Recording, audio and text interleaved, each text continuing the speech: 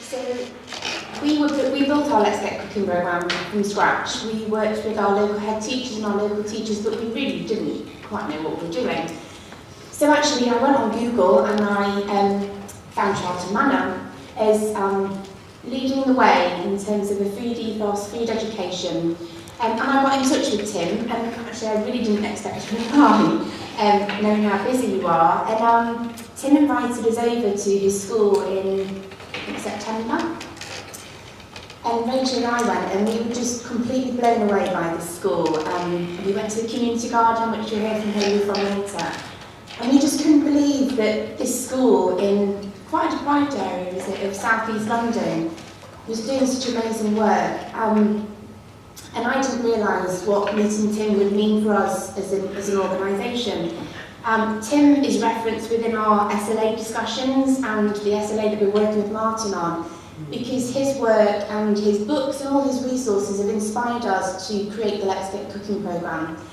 So I'm delighted to welcome you to the stage, Tim. Thank you very much.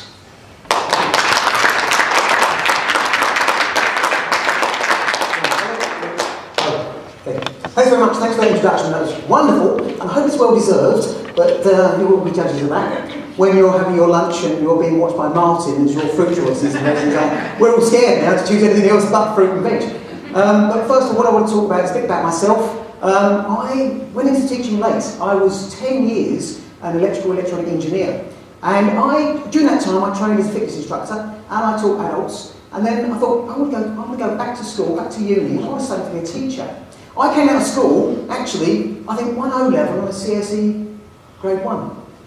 Because I didn't get school, I couldn't understand how it applied to life. And interestingly, I'll come back to that later on because they've done a youth parliament in Greenwich, and actually it's still the same for a lot of the children in Greenwich. And I didn't get it, and I thought, I'm an academic. So I spent a lot of time thinking I was an academic, until actually I thought, I want to be a fitness instructor. I'm very much into fitness, and I trained, and I thought, actually I'm quite good at academic, because I had an interest, and I latched on to something which I found interesting. And also, being an electrical engineer, there was lots and lots of academic stuff there, and I thought, actually perhaps I can do this. So I went back to university to do a 4-year degree course, and during that time, I was working for a leisure centre, and they wanted me to do a fit kid programme at the time. And then, in the 90s, the concern was there was too many children as couch potatoes. That was the name, the couch potatoes. They're sitting around just watching telly. And of course, telly's now got 900 odd channels, and it's 24 hours. And, you know, in my days, you know, at 20 to 6, you had the magic roundabout, and that was it, bedtime. Yeah. Oh, there's a few recognised laughs. Thank goodness for that, I'm not the oldest one either. But that's what it was, the magic roundabout, and then you went to bed. You know, there's the news, because you could watch the news, you know, you weren't interested in that. You went to bed because there was nothing else, you know. And then telly stopped at 11 o'clock with, you know, I think the national anthem and then the tone, because it dozed off, and that woke you up, turn the telly off. But anyway, so that was me. But now children can watch telly 24/7, and that's the real concern, because when you're watching telly, it's not very active. It's sitting there just watching. So in those days, it was the fact that they weren't active enough. So I focused a lot on that, and I did the Fit Kid. Do I just keep on? Yeah. I did a Fit Kid course, and that was about trying to get children involved in activity without it being competitive at that time. Now, I love competitive sport, but I do understand that there are children that don't sign up for that, and it puts children off, you know, particularly when you're playing football with your friend and your last one on the wall, you know. Okay, no, I'll have that one, you have that one. You know, it's that sort of thing. Those children, those poor children, their confidence gets really knocked. And I think the thing is with health, with activity, with healthy eating, it really can impact positively on children's self-confidence, self-belief, self-esteem, and therefore their mental health. And I think that's what we want to talk about. I want to talk about a bit about it today. Because it's not just about the food eating. For me, it's the whole ritual around food. And I'll share a bit of that, which I think will sort of resonate with a lot of you. It's great to have education and health in the same room. We can learn a lot from the UK in that, because, you know, when you have an education conference, as the education person turns up, even though you're talking about health, but they go hand in hand, don't they? This isn't just a conference about education or health. This is a conference about changing the outcomes of the island's children, isn't it? Making it a better and a successful thing for them. To give them a future. And that's our jobs as teachers. And we're all teachers, no matter what our background, we're teachers. Some of us will be parents, teacher, the most important teacher. Some of us are aunts and uncles, teacher. You know, whatever you are, whenever you interact with children, you're a teacher. And that is really, really important because they're picking up from you. We don't choose the children's role models, they choose those. So being a teacher in front of class, it doesn't mean, oh yeah, no, we've got a great role model in that person in the class. We don't know. Has that person chosen that? It might be auntie or uncle or grandma that they're choosing to be a role model. Or the gym coach or whoever, the football coach. But they choose their role model. So it just means that we have got to not just be the example within our area, but within our life. And I say it to my teachers at school, I said, it's a worry. I said, when you're driving down the road and somebody cuts you up, be careful you don't go, you, and then you see a kid waving, hello sir. I said, because you're a role model, aren't you? Even outside, you've got to make sure you're a role model. You don't want your children seeing you getting cross with their mum who's just cut you up or whatever. You know, hello, you know, we just carry on. So we're a role model whatever we do. And that can be in what we eat, our food choices, again, and things like that. So, anyway, enough waffle. This is Charlton Manor. It's in South East London, in a deprived area, as has been said. We've got 47 different languages spoken in the school. We've got about 66% of our children come from minority ethnic backgrounds, with the highest minority group being Nepalese.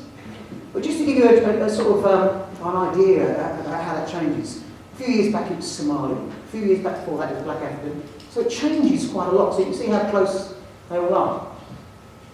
But anyway, so where I came from, okay, so I trained as a teacher, and then I went into teaching. I started in Lewisham, and then I moved to Greenwich. I moved to Charlton Manor in '99, and then in 2004 I became head teacher. And my thing at the time was, children don't know where the food comes from. Well, you know what? They did know where the food came from. Supermarkets. We were saying, children don't know where the food comes from. They think it comes from supermarkets. But it did, because that was their experience. It comes from where they experience it. It wasn't their fault. It was our fault.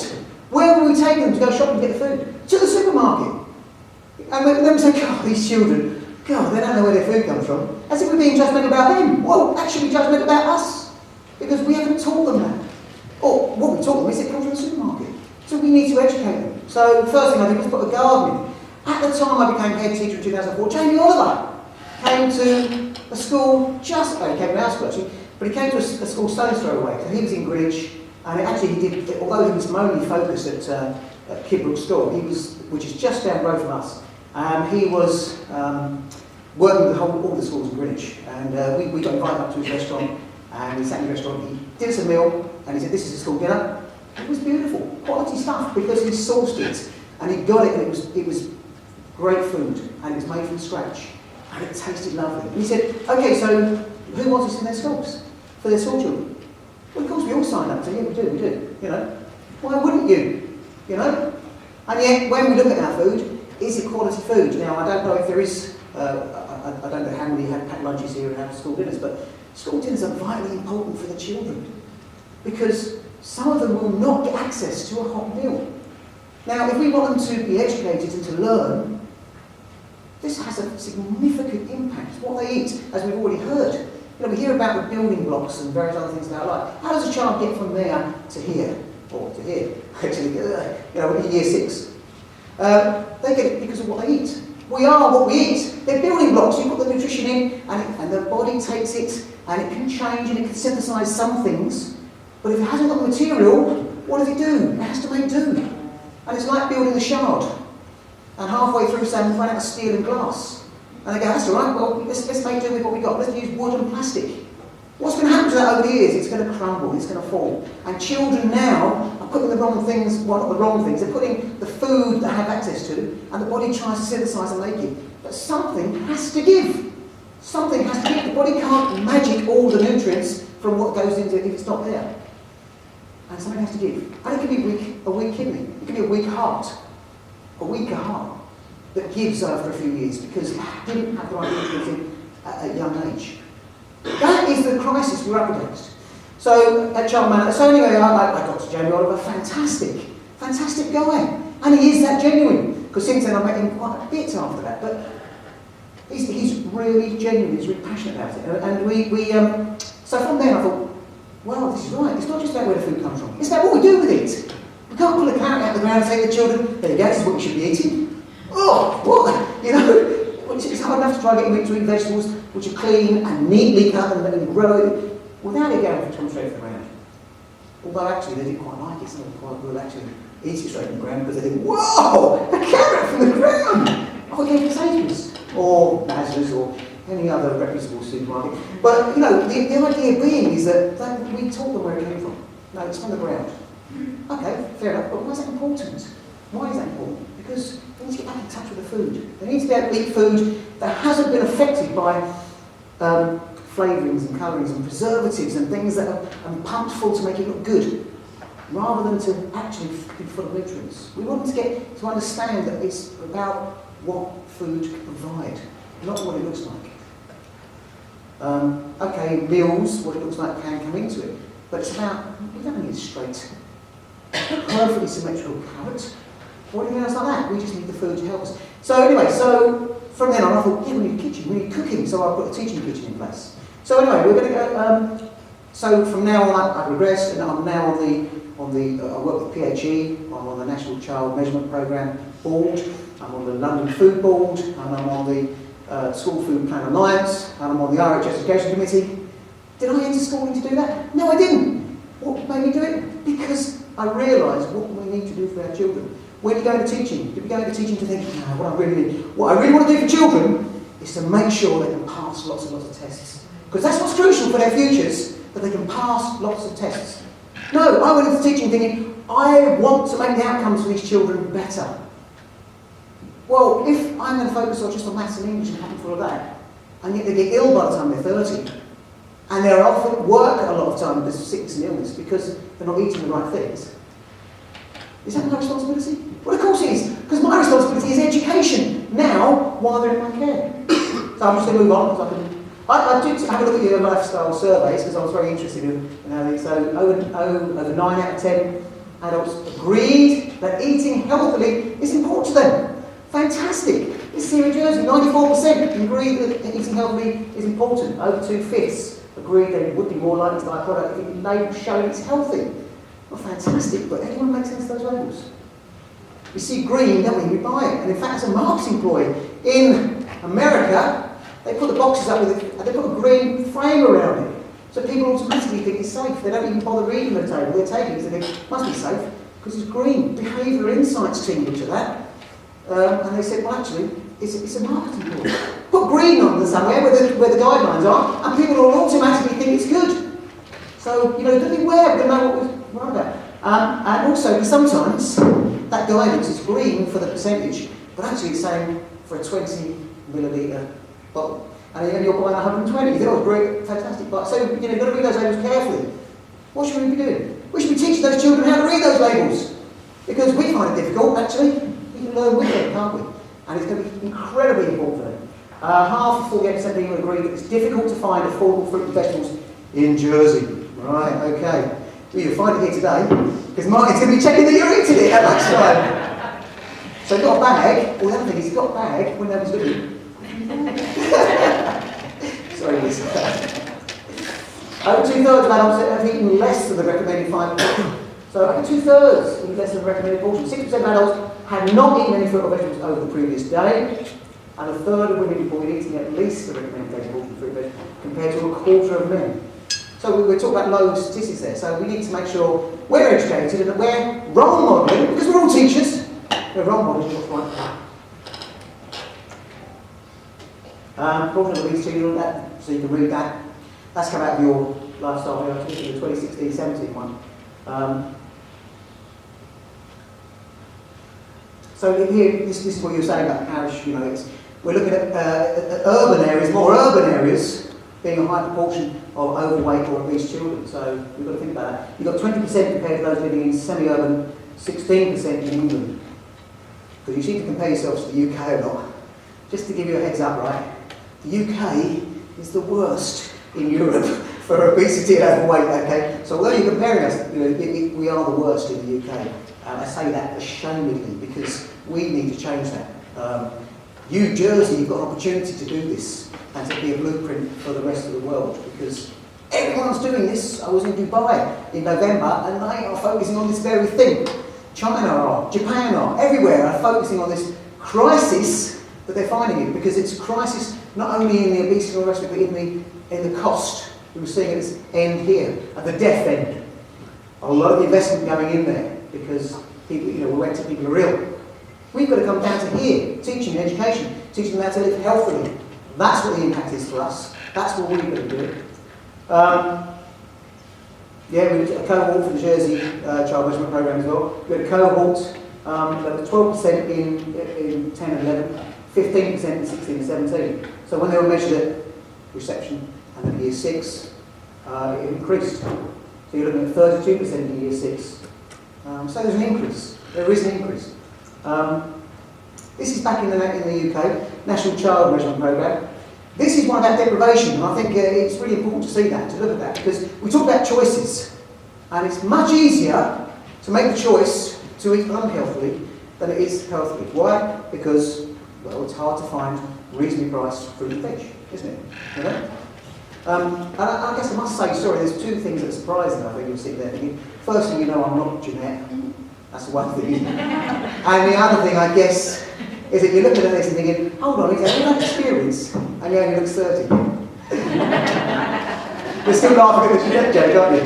Yeah, it's But so deprivation is a real big indicator, real big key. Why is that such a fact? Because if you haven't got money to afford things, one of the things that's going to suffer is your choice around food. Especially when you walk into supermarkets and see buy one get one free, or things that are on offer. And what are those things that are on offer? Things that are high calorific value, low nutritional value. Your fish and chip shop down the road, where you get it's all cheap. And where do you find those shops? In those areas, for obvious reasons, because obviously that's where they're going to make the most money. And this is deprivation in year 6. It gets even worse by year 6. And this is a table of the divide between the rich and the poor. And this is 16-17, last year's data. So in reception, there's 6% difference between people from the sort of more affluent areas and from deprived areas. By year 6, that's 13.4. This is terrible. This is the UK, and it's not good. We need to be helping those people to make the healthy choice the easy choice, because that's what it's about. Obesity, medical issues. These are some of the issues that type 2 diabetes, which we talked about as being one of the biggest preventable things. Coronary heart disease. 13 different types of cancer is now linked to that, and stroke, breathlessness, increased sweating, difficulty doing physical activity, feeling very tired, joint pains, all these sorts of things. But then what else? Depression, low self-esteem, feeling isolated, less chance of employment, which increases that feeling of isolation for these people. So it's our what do we do? What's our job? What's our role? To make their futures the best possible, to give them great chances in life. Yes, we need to teach them. Yes, we need to teach them maths. But yes, we need to teach them how to eat healthily, how to be active, how to live a healthy life. Because that's what they're going to need from school. And I say a number of times that if I wasn't to do well at maths by my A-level, okay, then if I get a job, it's not likely to include maths. And if it does, then probably I'll be able to employ someone. If I run a business, I would employ an accountant to do my maths for me, because I'm good at maths. I can employ somebody to check my letters through on my everything that I'm writing. But I can't employ anybody to eat healthily for me. I can't say, right, actually, do you know what? I'm really concerned. I need to do a bit of a run. Can you go out for a 3-mile jog for me, and can you eat something really healthy? All that fruit and veg for me, please, because that's really healthy. I can't do that. It's the one thing I can't leave school and say, I've had enough of that, I'm not going to do that anymore. Oh dear, English bit, maths, calculus, not going to do any of that. One thing I can't do is say, I don't want anything to do with healthy eating without it having a significant impact on my life. Okay, so anyway, let's get back to here. This is the Eat Well Guide. You'll probably be familiar with this one. I know you'll be familiar with this one, but it's the Eat Well Guide. It comes from the PhD. And really it's showing what we've got to get our children to eat. And we know they're fussy eaters. But why are they fussy eaters? Because, again, a lot of the time I see parents who are fussy eaters, and actually their children, strange enough, are fussy eaters. We're teaching the children to be fussy. So we've got to make sure, as school, we make sure that eating healthily, eating a varied diet is easy and is the norm. And if we can do it in our schools, you soon get other children who now don't eat that, but all your class are eating it. Oh, can I have it? I just have a taste. And we've seen it. Children are eating all the stuff that, right down to snails when they've been to France. Incredible. I mean, they're eating all sorts of things. So we started off with the garden. This was back in 2005, when we started, 2004, 2005, when I first started. I had an area, there was a pork cabin on there, I had that removed, and I got the garden going. What did I want? I wanted the children to be involved right from the start. So we went to allotments, we went to parks, we went to all sorts of things so that we could say to them, look, this is the sort of thing, what sort of thing you need to learn about here? And they were interested. They got interested. So next we got them to get their ideas together. So we gave them an outline of the plot. So what sorts of things do you want in your garden plot? So they came up with all sorts of different ideas. And then we sent them off to a professional. Because I can't design a garden. No, so we sent it off to a landscape architect. We took the children's ideas and made it into a workable plan. But because I wanted the children involved, they're up in London, and I found out, I said, look, it's great that you're going to take the children's ideas and make it a workable plan, but I want the children to come up and see what you do. Is that okay? And they said, well, I'll have to check, because we've never had that before. We've never had children up here, so I asked, well, if you can. They said, yeah, no, we can do that, that's fine. Should we get some drinking biscuits? Yeah, whatever, that's fine. And we can do this, and they kept on asking what they could do. I said, no, brilliant. And of course, you can imagine this work was all very serious adult work, and suddenly these children come in. They spoiled them like anything. They were great, and the children had a great time. But what they saw was they saw their plans on the computer. And they saw the new plans, and they saw how the people had worked it out and drawing it and all the rest of it. And then the people took them around the corner to Regent's Park and showed them a design that they'd made before at Regent's Park and said, this is what we've done, and this is how we did it. Gave them a whole lesson to the children. That's education, that's learning, and it's real. It isn't something on a board where you can say, okay, we're going to pretend we're here and you're going to write a story. It's an experience. And we'll come on to that later. Because the other thing with food is, when do you teach it? When do you teach it? And we'll come on to that because it's particularly in the UK, where obviously you're monitored and Ofsted, and you've heard of this from your colleagues, and some of you would have had the experience yourself of Ofsted again, coming in and checking on us, and the SATs and things like that. Yes, we've got to do it despite that. We've got to work on in spite of the SATs. So it's how we weave it in so it works for all. Anyway, that's the design I came up with. So this grey building there, that's the dinner centre. The school's down here, and that is where the garden is now. And so it moved on to become this wonderful oasis for the children. And this is a few years on now. So that's that same area of land, but this is, I took this back last year or so. And you can see it's all been, it was done into a little maze effect. So that you didn't go, during the summer, you didn't go into the garden and see it all straight away. You went down the path and saw a bit more. It gradually revealed itself as you went around. But again, what does it do? It provides a fantastic learning environment.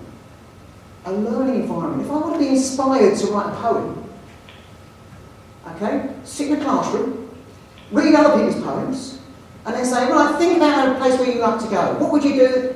No, of course not. Is that how poets write poems?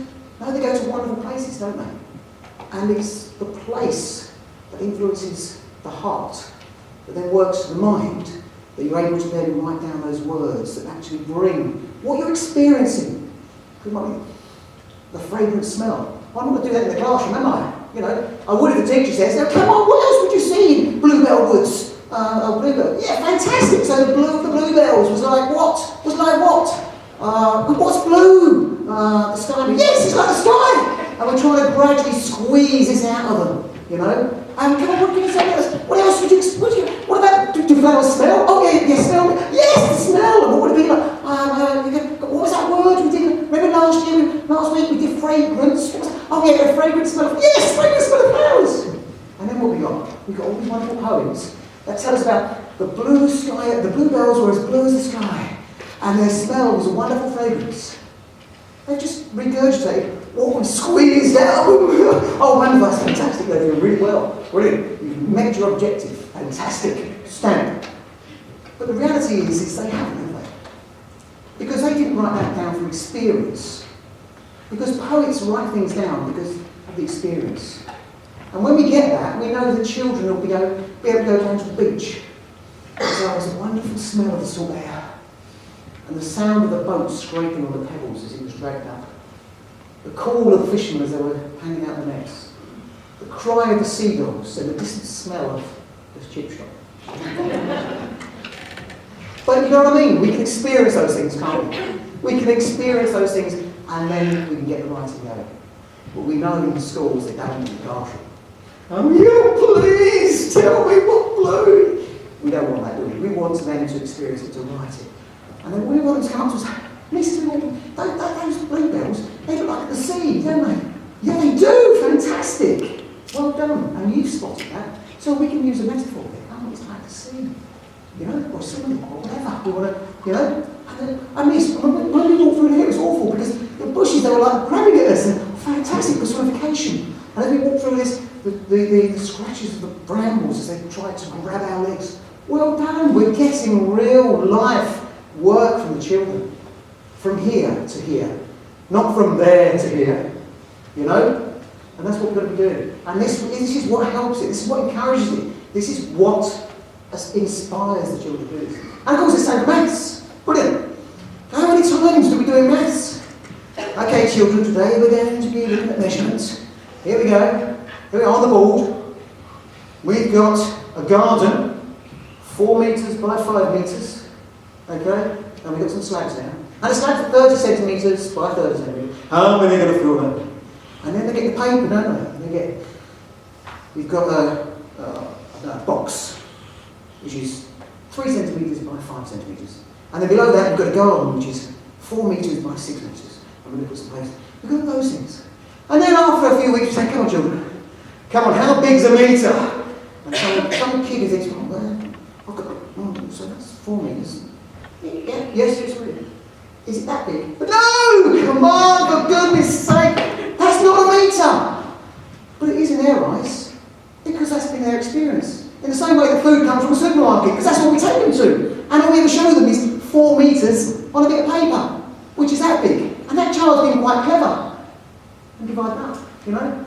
Okay, some children will be able to take that from there, sit there and think, no, actually, I know what a metre. I know what a metre is and I can scale it down. But some children won't. They learn literally. And when you bombard them with that experience, that is 4 metres, because it's much easier for us to do in class, then that's what they're going to think it is. And when they come up with that, it's, no, they're centimetres, because we think that actually that's what they're doing, a centimetre, they've got mixed up. But actually what they've cleverly done is taken a 4 metre line and then divided it maybe into quarters and said that way. It's really quite clever. But what have you done with that child? They might be the child that takes it literally, has got low confidence, and thinks, actually I'm going to go. He said, no, that's a centimetre, come on, something else. Oh, miss, that's a metre. Yes, well done, fantastic. You know, what's happened to that person? Not their confidence, not their self-confidence, and yet they've probably done something fantastic in terms of scaling down to a quarter. What else does it do? It makes that child more withdrawn, more cross with the subject they're doing, because they don't think they get it, they don't think they understand it, and therefore they become more angry, more agitated, when something else comes up, they start kicking off. Actually take them outside and say, right, we've got this flower bed here, and we've got to put some onions in, but the onions have got to be 10 centimetres apart. We need to measure the flower bed. I want to see what is the maximum amount of onions we can get planted in this area. And then we've got a book here, and there's the cost of onions. Well, how much is it going to cost to actually do it? Get the children. Okay, it's 1 metre, 2 metres. Get them measuring with metres all the time. I didn't get them outside. Get them in the garden. Measure with metres. It's been cold today. Oh, it's raining today. A bit hot. It's nice and cool in here, nice and cool breeze. Let's go back to the little thing like this. No. We want to get outside. Get them understanding what metres is. If we're doing metres, measure it in metres. If we're doing centimetres, measure it in centimetres. But let's make it so it really makes sense to the children. So the garden gives many learning experiences. Okay? Mini beasts and spiders and woodlice, all those lovely things that you love when the children come. Look, it's lava! Yeah, lovely, you know? All those wonderful things. But also it gives pride. So we're talking about capacity of volume. And I mean real capacity of volume.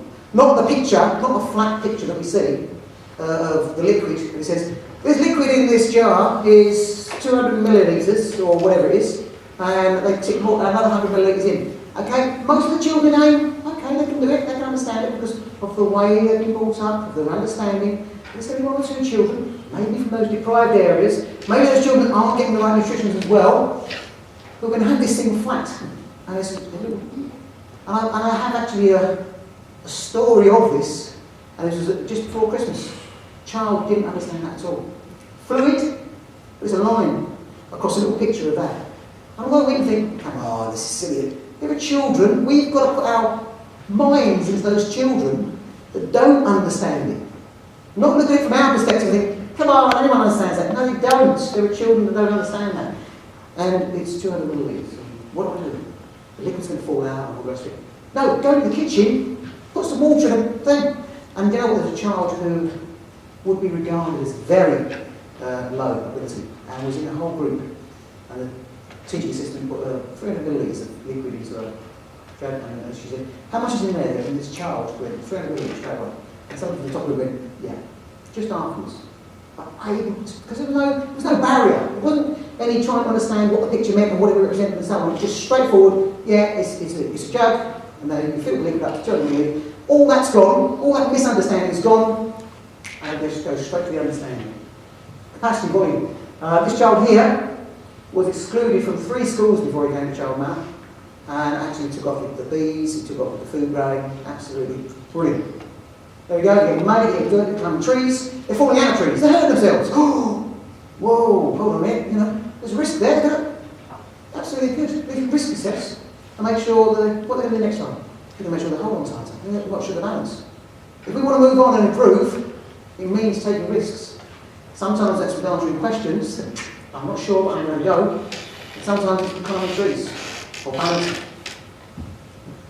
I think there was a great comparison to what Sean said this morning, and saying, we've closed schools because we're worried about the children. There's an obesity crisis going on. What are we going to be doing about that? You're right, we act on everything, not just maths and English.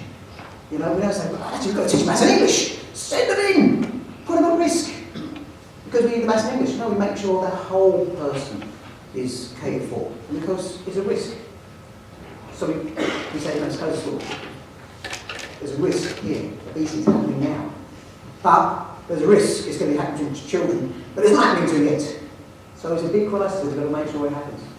This is electronics out there. So we've got a time-lapse camera. This is a weather station, a bee cam, which monitors the bees coming in and out of the hive. We have a bird box camera. Fantastic science. Whoa, how many eggs are there? Oh, it's about 10. Why? Why do you think the bird lays 10 eggs?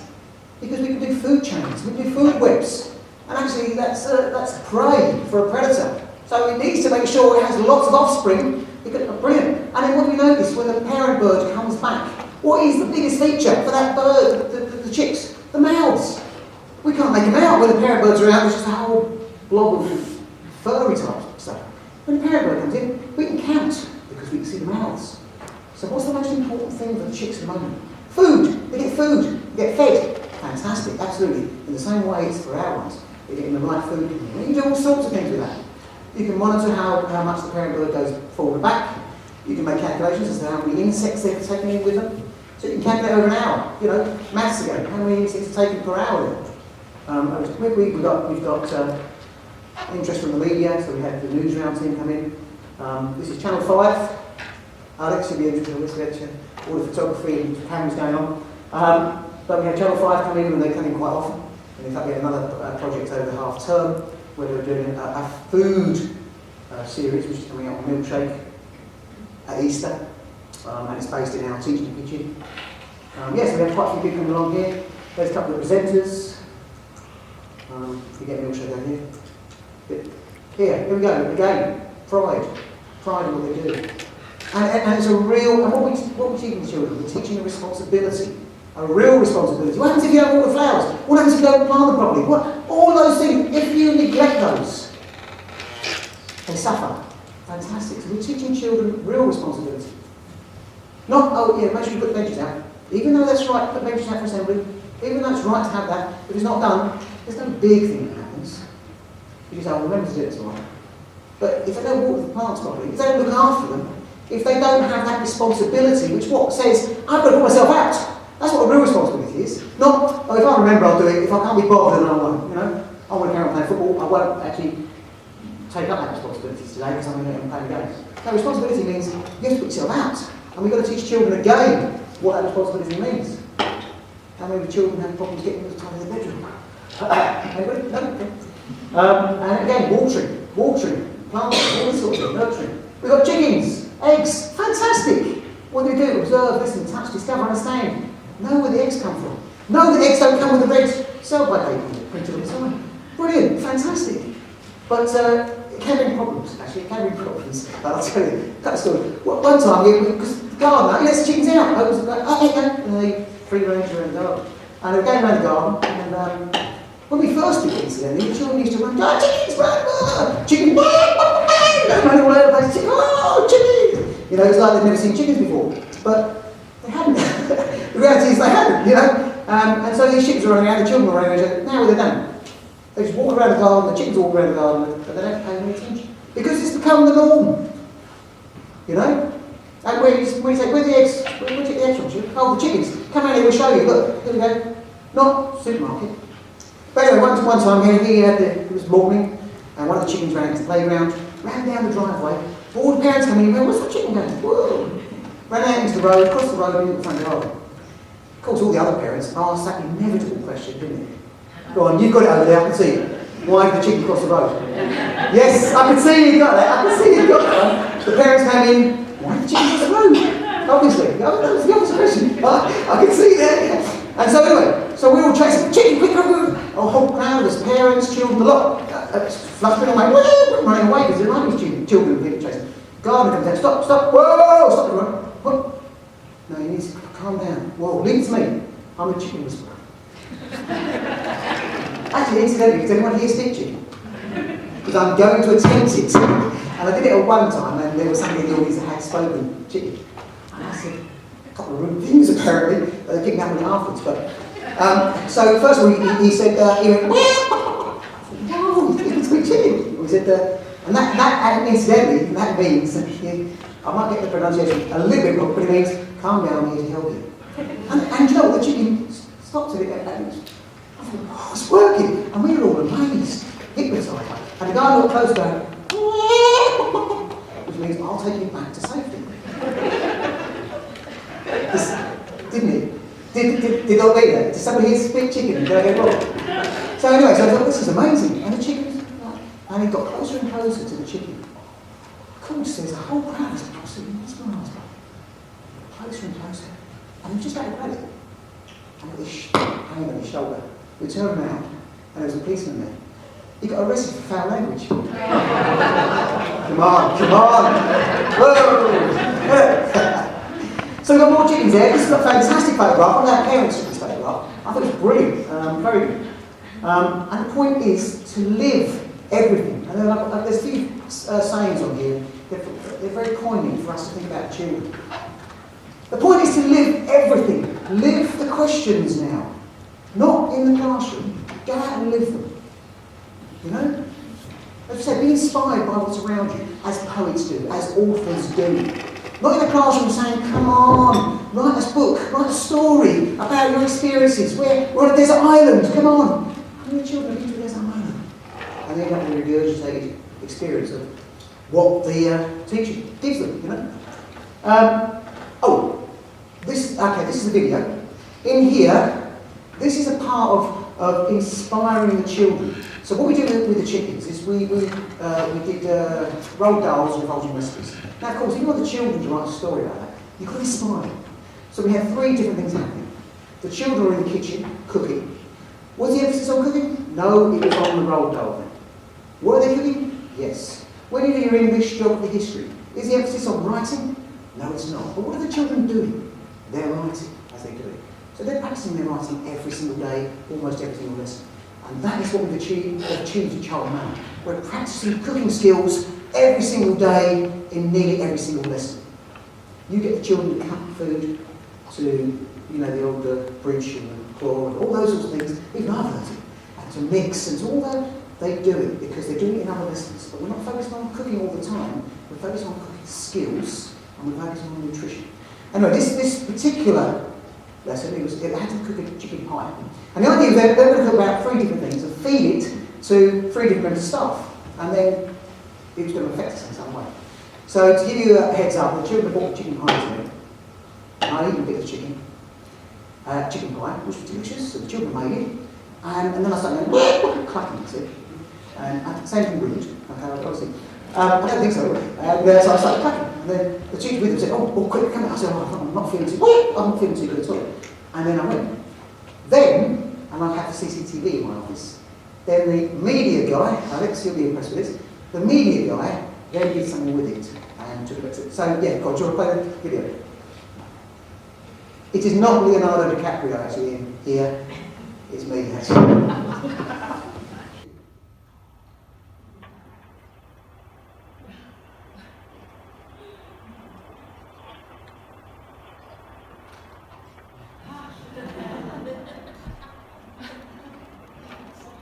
The children saw it with their own eyes. They saw me change into a chicken before their eyes. That inspired such incredible writing from the children. Why? Because they'd experienced it. Why? Because they'd lived it. Why? Because they had the experience through their head, through their stomach, through their heart, through everything. And so they were able to write in a much better way. So thanks a lot. I'll go on to the next one now. So again, we've got to develop ideas. So basically developing ideas, create, discuss, experience. So we're using sticks, counting, things like that, making shapes, squares, all that sort of thing. You can see we're doing that there. Again, exploring. But again, bringing maths, phonics, English into it as much as you want. We've got a free breakfast club. So we have a free breakfast club. Why? Because breakfast is important for the children.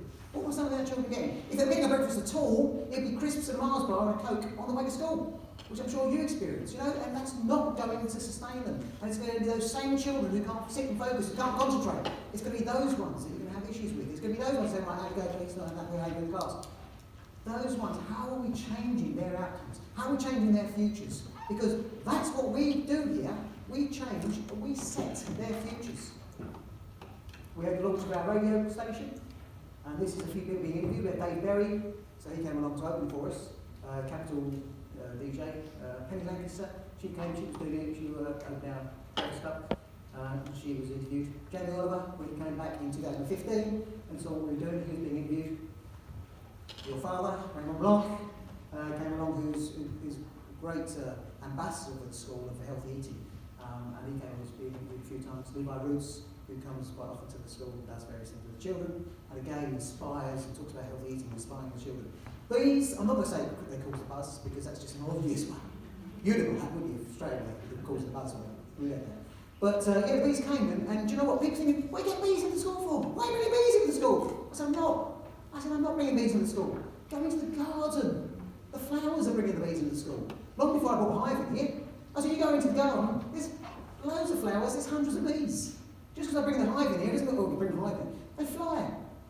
And in fact, most of the bees go off and they go off the trees. They want loads and loads of blossom. Now, the stuff that we grow in our garden is not enough to sustain lots of bees.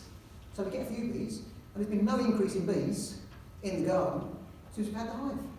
And in fact, most people, you take them around the garden, fantastic, yeah, height of summer, you know, brilliant, yeah, what's that? Oh, it's a beehive. Your bees! They don't notice until you get to the beehive. Because there's ways of sending the bees up very early and then off. And that's what we do. We put them in an area with a hedge in front of it, the bees go up and they go off. If you go and stand by the hive and you look in the air, there's thousands of bees. But where we are, they're not there because we know how to send them up and send them away. Not physically, we don't say, get away! But they go off because of the way they work. But it brings in all sorts of things. And you can get things like the camera, which you can count how long the bee goes off and how long it's searching for, because there's a gardener will put flower on it, or whatever you want to do. Look for watch the wagon dance inside the hive, explain what it means, look at the way that the structures fit together. Lots of maths going on in there. So this is the children getting involved in beekeeping. Do they take the hive? Yeah, of course they do. They get in there, take the hive apart. Have the bees buzzing around their head. Do the children worry? No. It's like everything. It's the adults that are worrying. Oh, careful, no, come back from there, don't touch this. The children stray in there. You know? It's us that are worrying and making it too risk averse. And I'm not saying, just say go in there and do the bees, It's about risk assessing. Making sure it's sensible. Making sure they've got the right clothing on and all that sort of stuff. Making sure they're prepared. But making sure they're thinking about it. Because they're going into a life where they're going to have to risk assess situations. And to be independent, we've got to teach them how to risk assess. Bees aren't the biggest killer of children. Roads are the biggest killer of children. But we don't say to children, don't cross a road in your life until you're 14. We hold their hand and we teach them all the time. When you hold a toddler's hand at 3 or 4 or 5, you're not teaching them saying, right, look this way. You're not thinking the next day when you send you off in your because they've taught you. Are you? You're just constantly reinforcing, no, look up the road, look down the road. Why? Because you're not teaching them to go straight away. It'll be a few years before you let them cross the road on their own. But we're constantly teaching them to look, keep looking and listening. So we should be doing that with more things. Teach them to risk assess, to be prepared. Because that's what we've got to prepare for in life. Okay, so that's them being involved. This is honey. Fussy eaters? No, look, that's straight off the comb. That's full of all bee bits. And we tell them this. Actually, this is before we actually filter it out, so there's going to be dead bees and wings in it. What do the children do? You see they stick a finger in. Oh, they love it. They love it. And you can see there, then later on, out comes, after it's filtered, comes the honey. And then it goes into jars, and the children bottle it and get ready to sell it. But what else do we teach them? We teach them conservation. But conservation that they can get involved in. Yes, okay, we want them to be, to understand elephants and whales are endangered and tigers. It's important. But sometimes that can be so far away from children's understanding. They can't understand it now. But you can get bees on the telly now, on the news. And they can be looking after bees, and they hear that they're in danger, and the nicotinoids in weed killers and a risk and all the rest of it. And they can get involved with conservation now. And they can get involved with maths. A third of food is pollination dependent. And it's not just the food that we eat, but it can be food that are eaten by animals that we eat.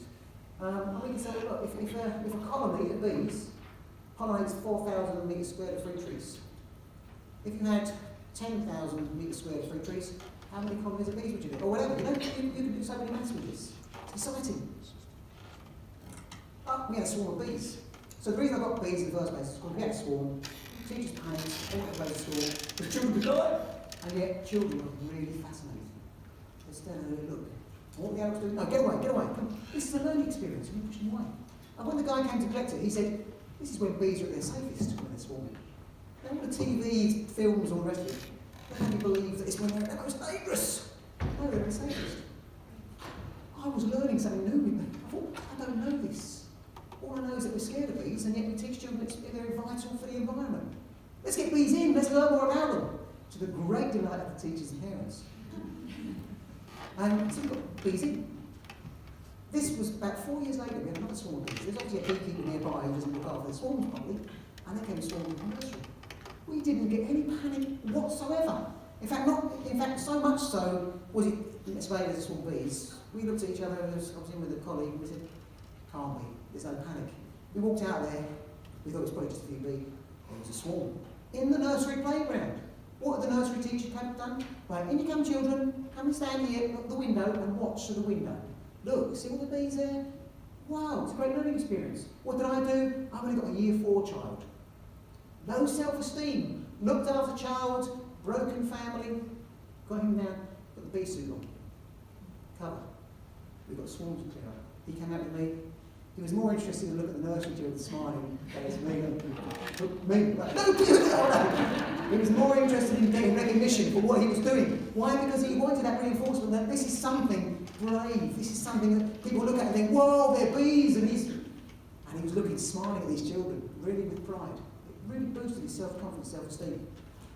Learning is an active process. We learn by doing. Knowledge that is used sticks in your mind. So let's think about that. Knowledge that is used sticks in your mind. There's us, that's with the early lot when we had labels there, and then we sort of branded up with the labels.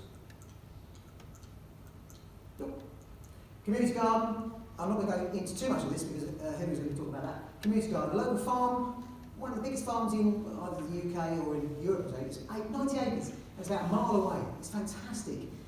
You walk down to the end of our road, all built up, onto the bus, a mile down the road, get off the bus, not a clue that it's there, because actually the frontage onto the road is about as wide as this room. Go into it and it stretches back for acres. And we've got a lovely, when I approached them, I said, look, we've got a community garden there. Yeah, fine. We've taken over a piece of land, we've got 2 polytunnels there. We've got raised beds, we've got loads going on. We've got an oven. I won't go into too much of that. So this is the community helping to set the garden up.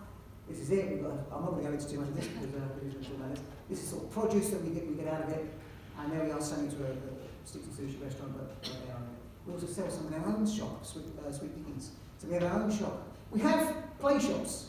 So in Key Stage 1, they can go and play at shopping. And they have tills, and they have money, plastic money, and they have plastic produce and things that they can sell in each of these shops. And we do it in French, so that if you're doing French lesson, you can actually do the whole lot of French. But when we go to France, they prepare their trip by going and practicing their buying and selling in the shops in French. And so the whole thing is there to learn. But then we progress to a real shop. So by the time they're in years 5 and 6, they're preparing goods to get, to produce to go into the real shop and send it to the parents after school. This is the sort of produce that we get up there. Borough Market. We go to Borough Market to that produce Borough Market. Fantastic! Use children! Because you get these these busy business people walking along there and they've got time for anyone. Well, and of course if I said, oh excuse me, can I sell this produce? I haven't got time. 6-year-old child, 7-year-old child. Excuse me, can you buy some of these carrots? No, I've got it. Oh, I'd have been heartless. Oh yes, what is it, sir? Can you buy a couple of carrots? Yes, how much is that? £10. Oh, say 50. But you know what I mean? They can't say no to the children. Oh, there you go, so lovely, I'll enjoy those. Yeah, fantastic. It's great, fantastic. So yeah, so it's an experience. Knowledge which is learned through doing is embedded, and it really does make a difference. Having fun with food. This was they did Alice in Wonderland and Labour bits of it. They made a mushroom of feta cheese and stuff. It was just amazing because they make things. This was fish fingers, chips, and mushroom peas. Brought to me, said, "Oh, let's make it. They thought you might like this." And it was a dessert, and I forgot what it was. The mushroom peas were made from raspberry puree, and had a green food dye into it. The actual fish fingers are made from banana, cut into squares, and then coated with ground up pecan nuts. So it looked like fish fingers. And then they had the avocado or mango, I can't remember what it was, but it was cut into strips like that, and then just seared, and they looked like chips. But it was a dessert, and what fun! It was a healthy dessert, but it looked like an unhealthy mains. It was really good fun, and children loved it. Gosh, oh, thanks very much, these are nice. And of course, they have to stand there and watch you eat it, because they have to, and you do. But it's great. We go abroad, this is, we went to Holland. Again, I went to Japan, and we had links with schools in Japan, looking at their food culture and how they eat, and how it differs, and about how important it is to sit around a table and have a meal together. China very much into that, very much into the talking, the social part of the meal. And the focus isn't so much on the food. They've got loads of food on the table, and of course, what are we taught? Eat all your food up. If you put it on your plate, you eat it all. And what do? When do we fill our plates up? When we're hungry. Oh, yeah, oh yeah, but cool, can I have another bit of that? Yeah, lovely, thanks. Oh yeah, no, or a bit more here. Oh, more than that, please. Yeah, oh, lovely. What happens when we start eating? We get a quarter of the way through and think, oh man, we've got another 3/4 of the food to eat, and we feel bad, we stuff it in. And we get away thinking, in China it's not like that at all. And we went in there, because it's a different culture, and they got all this food in the middle, and we're looking at it with thinking, we're never going to eat all this, we're never going to eat all this. But they put it all there, and you just take little bits that you want at a time. And if you ate it all, they put loads more on there. And they just keep topping up because they think, we want you to have enough. But actually, when you feel you're taking off, you start with an empty plate. And you take off your bit and you eat it. And then when you're ready and you've spoken that, you take a bit more off. And I was eating far less. It was a really good way of eating. We all came back having lost weight. This was a school in France. We helped design a garden there. The interesting thing was they didn't have any open space, so we had to design a garden and put a sort of mural on the wall of an English garden. And then they came over to our school and they did a French garden in our garden. School in India, they contacted us and said, look, you've got wonderful stuff going on in your school, and we want to get a garden going grounds. Can you help us and support us? So through Skype, our children work with that school in India. This is an orphanage in Nepal. Our highest ethnic group, as I said, is Nepalese. The aunt and uncle who've got a child in our school run this orphanage. And they've got 15 orphans out there. I went out there about 4 years ago with 2 members of staff. Some other staff went over there, and I Nick, one of our guardian went out there 2 years ago. And this Sunday, we've got another 3 members of staff going out there on Sunday for a week. And we'll just spend a week out there. They give us tours of the places, but we also take resources, we take support, we take help. And really interesting. They've got a garden. And it's about teaching the children that actually that garden is out of necessity. They grow food in that garden, which they have to eat.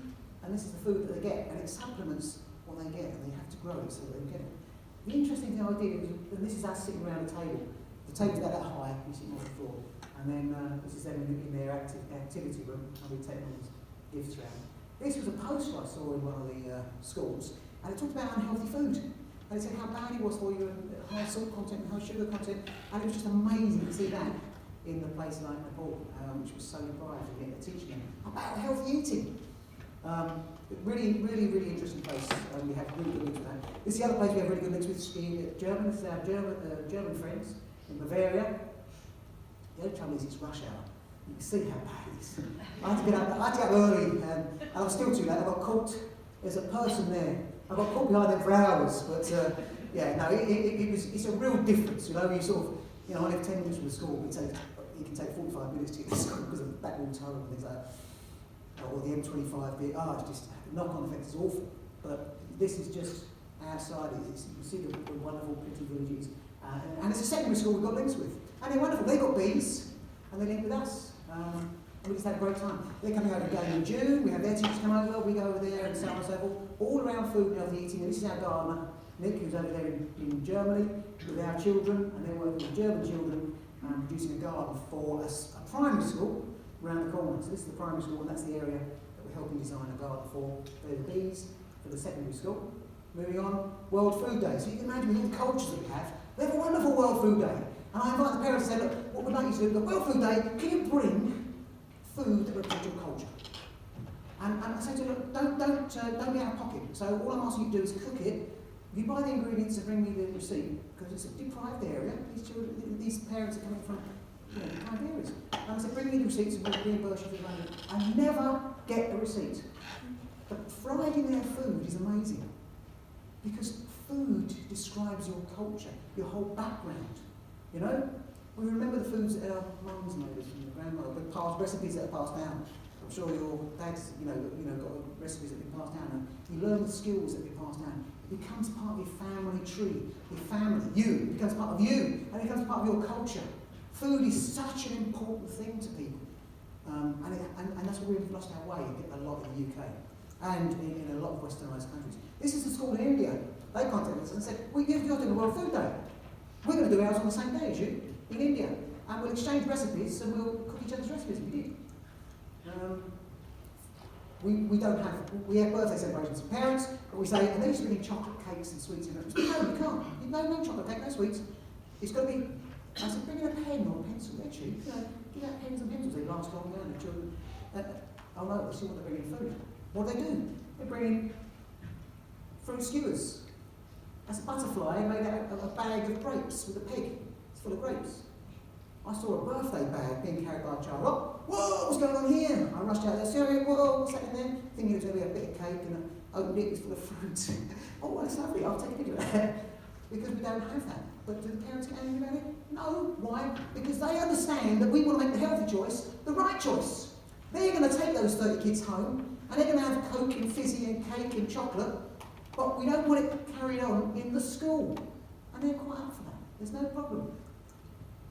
This is going to Chelsea, meet some famous people, right? Brendan and Barbara Windsor, okay?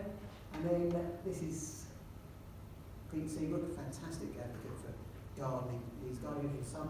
I remember him as a TV gardener, but he's a fantastic supporter of the school. This again, Alex will be interested. Could you play that video? You may not have sound, don't worry too much about sound, but you'll get the idea if the sound's not there. The sound will be brilliant, but no, okay. So this is the children going along, we took them to Chelsea Flower Show. And they had an opportunity to go around, and they were the camera people, and they were the interviewees. So they'd go around, what's your name? And so they went around and interviewed some quite famous people.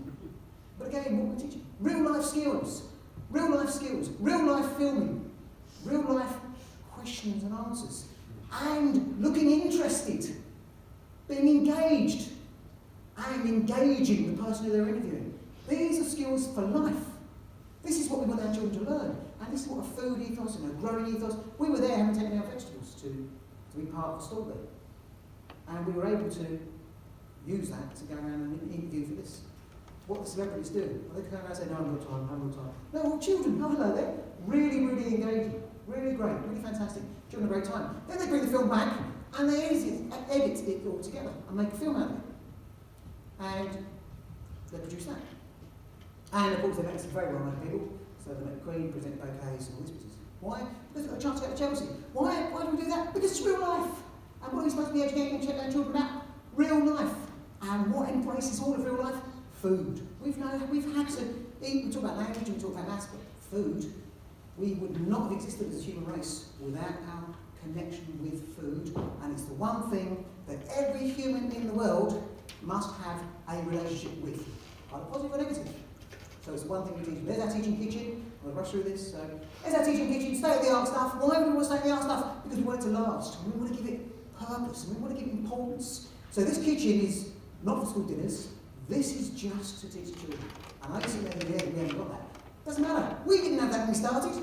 We had a little cooker in the classroom. And if somebody was using the cooker, somebody else would take the group into the staff room and use the oven and the cooker in the staff room. Because it's important to start somewhere. And then you start to progress and think, whoa, this is actually having traction. This is having impact. Where do we move from here? Let's build a kitchen. And of course, you can persuade trustees and governors and much more when they see the evidence of what you're already starting. What Melissa's starting in the schools. What Melissa's doing in the schools. What caring cooks are doing in the schools. They're going around and starting that. And you'll see the results. I'm not saying when you see the results. No, if you see the results. When you see the results. You will see the results. Happier children, more balanced approach, more understanding of life and the world around them. Because this is what food does. It's the biggest industry in the world. You've got producers, you've got people who sell it, and you've got all the rest of it, shops, restaurants, wholesalers. It permeates everything. And it's something that children, even if they follow that route, but then go into another route, all the skills are involved in that some way, whether it's producing, whether it's wholesale, whatever it is, can be carried off into other places, because you get the maths and English, you get the science of it, you get the geography. Earlier we had Raymond Rock come over before us and worked with a group of children.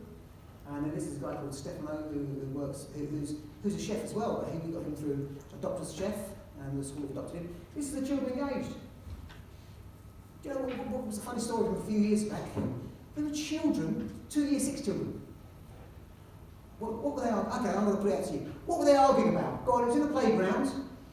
2 year 6 boys came into class. At break time, what were they been arguing about? Come on. Football. Hey, yes, of course they were. Football. No way to go. Yes, it was a goal. Who scored? No, it was and I was offside, whatever. Okay. I went into the kitchen, and I had to speak to them. Guys, this is not what we argue about. If you're going to argue about that, all that sort of stuff, you'll be paying for the ball court for a week. Come on, guys. Yeah, fantastic. That afternoon, I went into the kitchen. These 2 boys, standing next to each other, knives in their hands, cutting out chicken, talking, working together, completely forgotten about it. Would that have happened if they'd gone in to do their maths lesson or their English lesson in class? Shh, you two, can you be quiet, please? They'd have been hit each other. But because they were so engaged with the activity, it was cooking, it was exciting. Well, it wasn't, it was maths. But they were doing it. But they were just working together. Okay, and they were helping each other, supporting each other, working each other. It builds relationships, positive relationships. Yes, it teaches them they can fall out, but actually forget it and move on. And cooking does that. Here we have waitresses. There's our waitress. She's a year 6 child. She's now in year 8. But she was there at one of our conferences. She was giving out the food that we cooked and prepared for the delegates. Barbecue going on up there. Now that was barbecue where I think at the time I must have been doing a range of ostrich and kangaroo meat and all this business. And we were cooking it on the barbecue, and the children were eating that, trying that. Fantastic. And then this was a pond made out of jelly, but the different layers of the pond, and the children were learning through science, how we use jelly to do that. Here they are again. How old are these children? Is a reception? We work with nursery. It starts at nursery. We have to take tables into the kitchen for the nursery children. But those who are able are using the same sharp knives that the Year 6 children are doing. You know?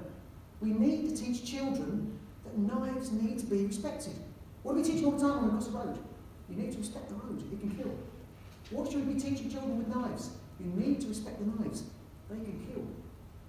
And we need to teach them while they're in primary schools, so it doesn't have the impacts that it has and the awful stuff it has at secondary school when they're teenagers and end up with knives because what? Because they're of an age where they understand them now. Nobody's taught them about it. Let's teach them about knife skills while they're young, to respect knives and how to handle knives. And also, I don't know how chaotic our lives are. How about those children that go home and there's knives left in the kitchen and mum goes and answers the phone and she lives on her own and there's a knife on the side? I want the children to understand, oh, I know that from school. There's a boiling pan of water on the stove. I know not to touch that because at school we've been taught that. What about an aggressive child who hasn't had that lessons at school? Goes and grabs a handle and spills boiling water over it. Or picks up the knife and starts to put it in their mouths.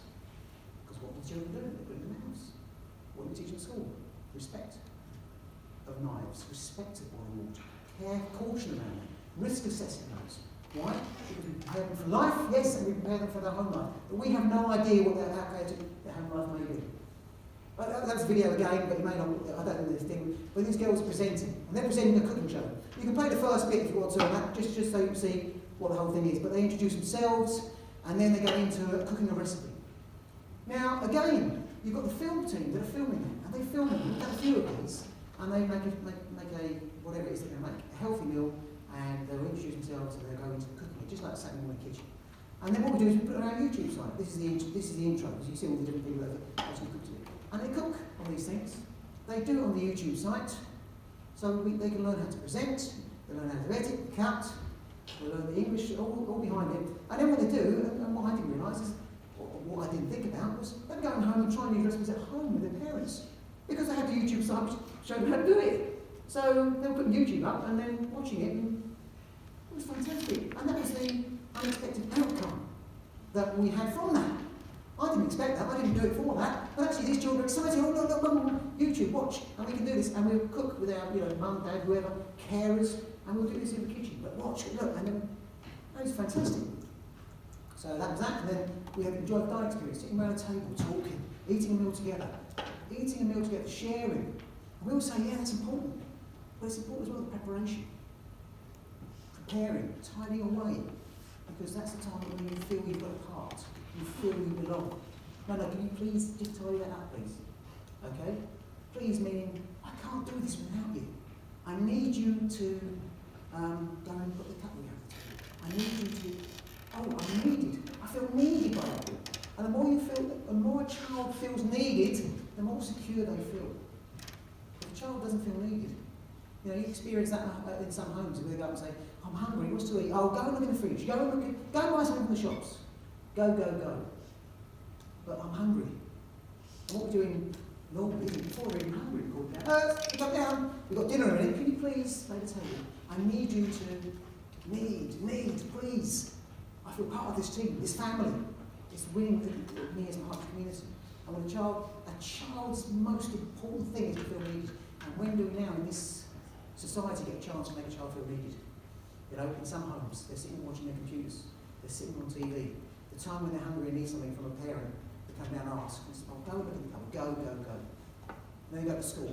Okay, guys, we've got to get on with our lessons. Yeah, there's something on my mind. There's something troubling me. Okay, well, is it about the work? No. Can you get on with the work then, please? We haven't got time to talk about it now. Oh, break time. Oh, yes, can I just talk about it? We'll go and play first, and we'll talk later. Where do these children get the chance to get off here? What's really burning, which is a really burning issue for them. And today's pressures, we give them a bit of space to do that. And then you wonder why we've got all these mental issues by the time they're teenagers. When do they get that informal teacher time? We provide it at Charlton Manor, those tables. Those tables there, a teacher can have a free meal if they sit at the table with children. And which children do you get mostly when they sit down? All the children who you know come from those chaotic households. All those children you know who may have lots of siblings. Single parent. You sit down and, so you sit there, can I sit here? Yeah, come to me, yeah. oh, so last night, did you? Oh, that's really good. Well done. Fantastic. Or, oh, you shouldn't be doing that. I'm giving them guidance informally. But it's important, you know, because they start to feel valued. They start to feel needed. Yes, join me. Sit with me. When you sit around a table with someone, it's because you want to share time with them when you're eating with them. And it's really important with those children. I say, yes, of course, come and join me. Oh, good. And it's informal. You choose the subject you'll talk about. It's troubling you. Let's make it an informal time where you can get off your chest what's troubling you. And it really has a fantastic input on the community of the school. Again, where are we? Back with food again. Back with food. It all something revolves around that. What else? We cater for elderly people. Every week, every Friday, without fail, we get elderly vulnerable. It's same ones, but we know that they live alone and they live just around the school. Because my worry was, if I ever thought that a person lived alone and died, and all we saw was an ambulance being like, oh, what happened here? So I said, oh, wow. And they lived alone and they lived awful. So, responsibility. Let's teach children responsibility. So we're going to have these elderly people, and I worked with the local housing association and Age UK to identify these people who live nearby, and British Pensions Forum, and we invite them in. We phoned up and said, well, look, we'd like to give you a meal every Friday. Come in and sit with our children and we'll wait on you. And, oh yeah, we'd love to. We send a taxi every Friday to go around and pick them up. They bring them to the gate. The children who are waiting on them will meet them at the gate. Walk them across the playground, always chatting. As soon as they walk in, hiya, from the other children have had their chance and they go waiting. They get walked to the table, they sit down at the table, there's 4 of them. And they sit down at the table, two on each table. And they sit down with another couple of children. So we have children sitting with them. And they talk and they chat and they're waiting on other children. And they love it. And the stories that have come out of it, it's unbelievable. You know, there's one lady who, she said, I've got to tell you, lady, this was about 2 years ago when we started it. She was walking down after the Friday, on a Saturday, she said, and she'd only been going for 2 weeks. And she said, it was cold, I put my coat on, she said, and I head down, she said, and I came out my door and I went to walk to the shops. She said, and I had my head down, I never expect to see anyone I know, because nobody ever talks to me, she said, and I walked down, and all of a sudden I heard this voice saying, hiya! So I looked up and I recognised the girl who was sitting on the table the day before, having dinner with me. And we chatted, and we talked, and I had a big smile on my face. And that really made a difference in that woman's life, because she felt part of the community again. What about the elderly vulnerable? We hear so much about it. Living alone, sitting there day in and day out, on their own. Let's be creative about this, and let's get the young generation working with the old generation together and sticking together. Because they learn so much from each other. Some cultures do it brilliantly. We've lost that in the UK. Once you're a certain age and you retire, off you go, forget about it. It's awful. And the children love it. They really they get so much out of it. There's so many others. One in the hospital, we found out, we sent them bouquets and letters from the children, photos up in the hospital bed. So, there's loads. We have birthdays there. One was her 94th birthday. Chef made her a cake. Came out saying happy birthday. We gave her jars of honey, cards. Oh, it was just lovely. And she phoned up to me on the following week and just wanted to thank me. We invite them to the nativity and to the everything, carol concerts. It's wonderful. But it's reconnecting communities as it should be. And what does that most of all? Food and food ethos. This is us. Okay, yeah, we do the yearly thing, the annual thing, going down to old people's home and singing. That's lovely. But that's not a responsibility, is it? That's just, yeah, then we forget again for a year. Responsibility is where it puts you out and you have to work at it. You know, you have to break the timetable somewhere. This is a history lesson. They were eating like Vikings. So we had a fire pit going. We made, I think the gardener made these wood things that would have been quite right for that time. They made sticks out of the willow in the garden, which were whisks, and they whisked up whatever they were whisking here, and they cooked these at the fire pit. And they ate fish. Fish! They were eating fish! Children eating fish. No batter on it. Fish getting the omega-3 oils. Really good for them. This is the quality of the food that we have at Charlton Manor. We put an emphasis on quality. Why? Because we have to respect food, don't we? So we make a great environment, we make great food, because we want children to have a great relationship with food in the future. What's happened? Why are we getting this obesity problem? Why are we having so many problems medically? Why is the NHS under such strain? Because we've lost our connection and our positive relationship with food, and we've got to reconnect that. Cooking skills, gone. Reduced or no sugar. Looking at creative ways of cooking. And our children have got used to low sugar stuff. One of my year 5 teachers, they went to France. She said, we had a fantastic time, they were eating snails. She said, they were eating snails. She said, no, and of course, they're role models, they're teachers. She said, I was eating my snails, didn't like it, but I ate it because I didn't want the children to think, oh no, like if you see a spider, spiders, you know. Children will likely be afraid of spiders if you're afraid. But, no, so I'm going to be a good role model. But one of the children said, Miss, can I have your snails? She said, oh yes, okay then. yes, fantastic. I'm being generous, well, no, okay. But, you know, again, they're eating snails. We're talking about fussy eaters, and yet snails. There's nothing wrong with them, but actually, in our mind in the UK, snails have a certain reputation, shall we say. But she said, we went out and packed lunch, and the providers, when we went out for a day, they provide us with a packed lunch. And in the packed lunch, they had an apple and they had a Kit Kat. And she said, I was thinking, I don't want to eat the Kit Kats and eat apples. But it was the other way round. She came back and she told me, she said, Tim, they ate the apples, but they left the Kit Kats. They didn't eat the apples and the Kit Kats. They ate the apples and left the Kit Kats. Sweet stuff is becoming too sweet for them because we've reduced the sugar in our desserts. And so what's happening is the children's taste buds and the palates are getting used to that less sugar. And when they eat something that's too high in sugar, they don't like it. This is Jamie Oliver coming over. He came over in 2015 to see our school and how we progressed. Run away and he's sitting with the waiters there, nearly finished now. Voices of the children, now to my mind, making my work more creative. Well, we saw that, didn't we? You know, if you see your head teacher turn into a chicken, or if you see your deputy in a compost heap, which the deputy did, eating worms, which was really spaghetti, but the children didn't know that, then you think, whoa, this is mad. And if you see your IT guy in a pond, pretending to be a frog, go on, mate, of course he's going, whoa, what's going on? Because they fed them this stuff with revolting recipes and they turned us into those things. You know, when I'm cooking, I feel free and independent. Then I'm more independent and free with my writing. This is voices of the children. Instructional writing, food critics. They'll be food critics. We go to restaurants and we go, and the restaurants are fantastic. You've had restaurants, they can come along and the children, yeah, brilliant. And they put on a spread, and they get the children, they get involved, and they've gone along and they've done critics. You know, they've been food critics in that environment. Dish summaries, menus, so all that sort of thing, taste test reviews and so on. More vivid descriptive writing, more accurate use of language and so on and so forth. Maths, you know, maths is just, well, you can sit there and you can think a load of maths, can't you? You know, weighing and measuring, ratios, proportions, you know. We've got a recipe here for eight people. But we've only got 4 people coming, what do? We have to halve it. Whoa, there's a much better way and creative way of halving things, rather than saying, right, here's a set of numbers, now the right half next to it. Oh, you know? But actually, we've got this now, okay, so I've got 200 grams, that's going to be 100 grams, let's try it. What's the plenary going to be? Eat the thing. Oh, it's too salty. Ah, did you halve the salt? You know, or whatever it is, you know, or whatever you didn't do. Or it didn't rise properly, or whatever. Once you make a mistake in cooking, it's obvious, isn't it? And much more fun. We're doing boosters, so we won't all through the summer holidays. We don't, you know, because you heard a lot about holiday hunger and deprivation that way. You know, that's having a big impact. These children are having, you know, nutritious, delicious meals through the term time when they're going back to homes. There's 4 things for me. It's not just holiday hunger, but there's 4 things for me.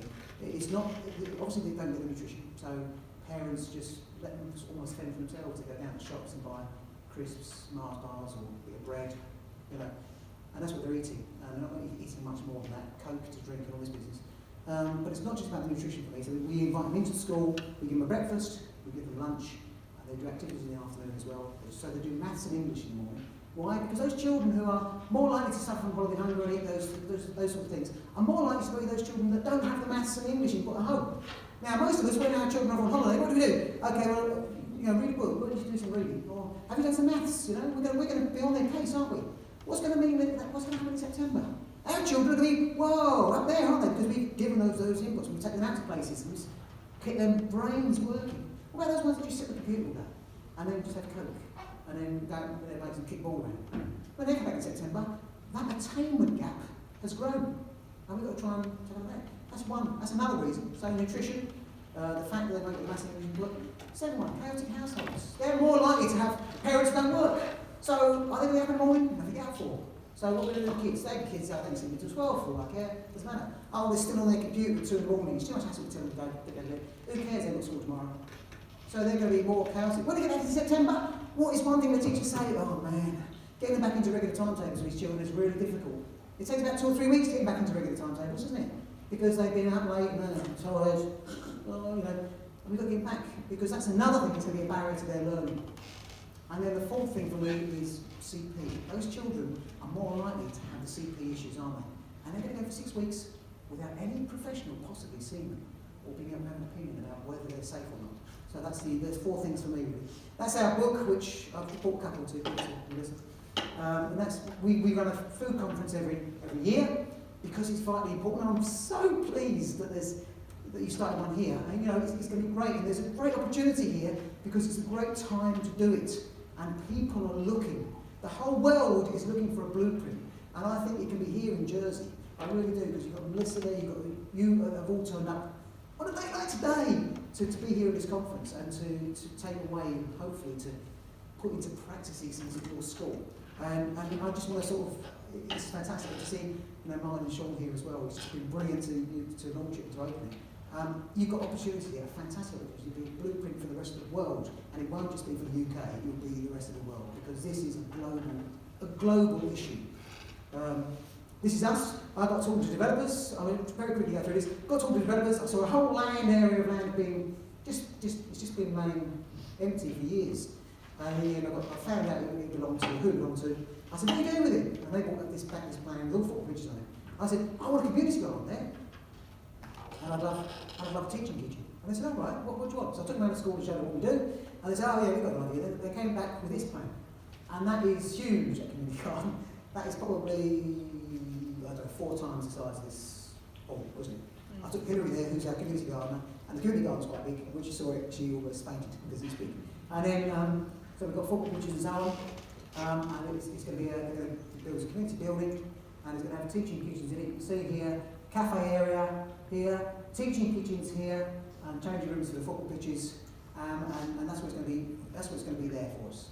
Hopefully, they're going to deliver that in January 2019. We didn't want to put the school at risk, because obviously school finances, we didn't want to. So we formed a charity now called Roots for Life. Because why?